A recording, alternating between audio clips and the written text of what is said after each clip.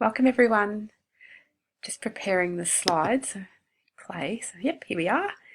Thanks for joining me. This is just a flip collaborate for the assignment 1 task 2 assessment that's coming up shortly. So I'll just take you through the details and then we'll meet for a question and answer coming up on Wednesday. So let's work out through. So I'll just take you through the overview. We'll have a look at the assignment details and then the criteria.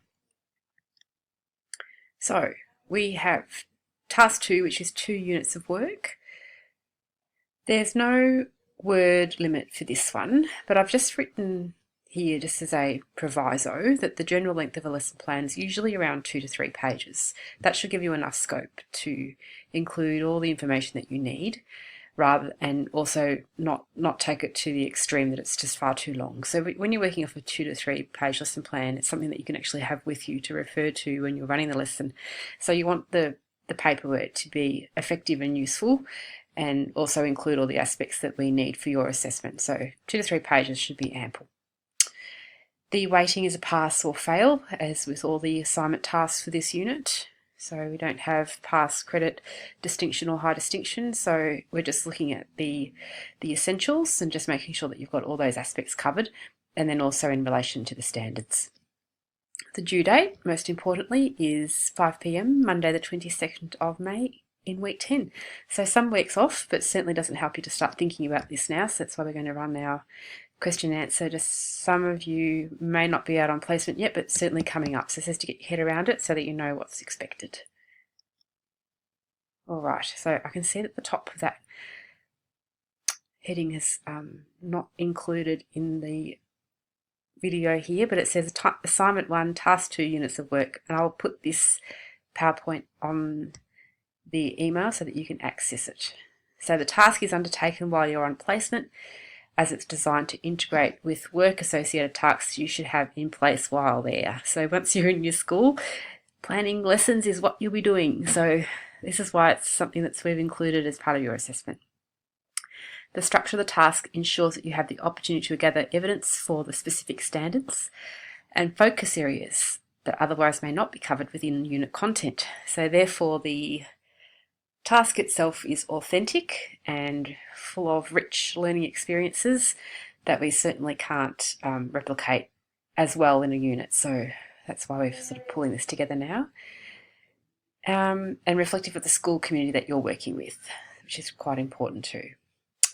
The task will also demonstrate your competency in planning for students with diverse linguistic, cultural, religious and socio-economic backgrounds.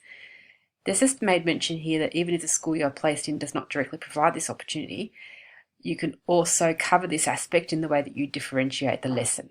So considering the wide range of learners that you'll have in any classroom will certainly show your ability to think about diverse linguistic or cultural needs, even if perhaps your cohort is not reflective of that.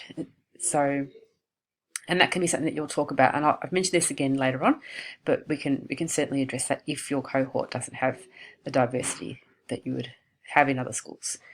So completing the task will directly feed into task 3 and actually provides evidence and opportunity for reflection in the following focus areas. So 1.3, students with diverse linguistic, cultural, religious and socio-economic backgrounds. We will demonstrate knowledge of teaching strategies that are responsive to the learning strengths and needs of students from backgrounds that are linguistic, cultural, religious and socio-economic diverse. So just thinking about student needs and how well you know your students.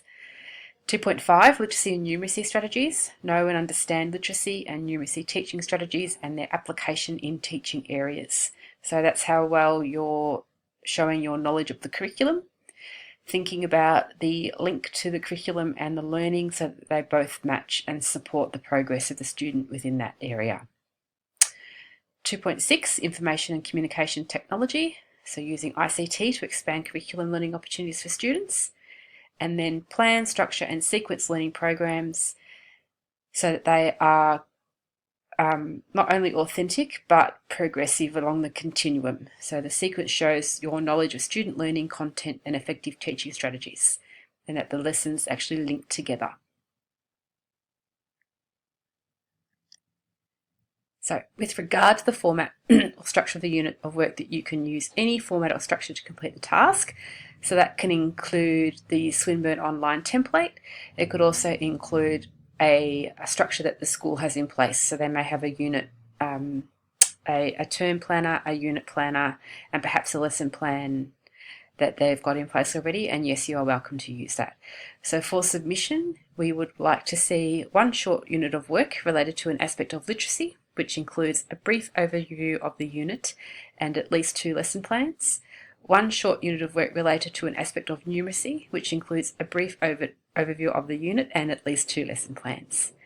Okay, so that just will be able to then see your progress and continuum of teaching and learning within the unit.